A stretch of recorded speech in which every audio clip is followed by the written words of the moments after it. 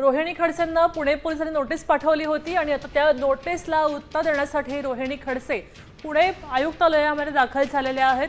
आत्ताची व्हिज्युअल्स आहेत, आपण आता साम टीव्हीवर बातमी पाहतोय। रोहिणी खडसे आता पुणे आयुक्तालयामध्ये दाखल झालेले आहेत। पुणे पोलिसांनी नोटीस पाठवली होती। ही नोटीस प्राप्त झाल्यानंतर आता खडसे आलेले आहेत। आपल्यासोबत सागर आभार जोडले गेलेले आहेत। सागर, आपण पाहू शकतोय की पुणे पोलिसांनी नोटीस पाठवल्यानंतर रोहिणी खडसे आता पुण्यामध्ये आयुक्तालयामध्ये दाखल झालेले आहेत। अधिक माहिती काय द्याल?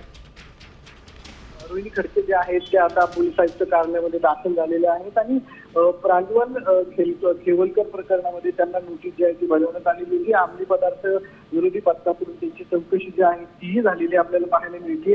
त्याचबरोबर खेवलकर यांचे फॉरेन्सिक रिपोर्ट जे आहे ते निगेटिव्ह आल्यानंतर पोलिसांकडून रोहिणी खडसेंना ही नोटीस जी आहे ती जारी करण्यात आलेली आहे आणि 1.5 तासाच्या चौकशीनंतर रोहिणी खडसेंचा जबाब जो आहे तो नोंदवला जाणार आणि त्या पोलीस आयुक्तांची भेटही घेणार आहेत। मात्र पोलीस आयुक्तांच्या आतमध्ये बैठक सुरू आहे, त्यानंतर रोहिणी खडसे जे आहेत त्या पोलीस आयुक्तांची भेट घेतील आणि त्यांना ही नोटीसची त्यांचा जबाब जो आहे तो नोंदवण्यात आलेला आहे आणि आता त्या पोलीस आयुक्त कार्यालयामध्ये दाखल आहे।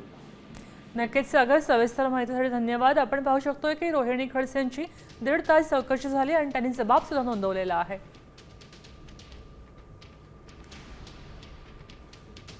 आता isakal.com आहे देशातील नंबर 1 ची मराठी न्यूज वेबसाईट। प्रत्येक अपडेटसाठी isakal.com ला नक्की भेट द्या।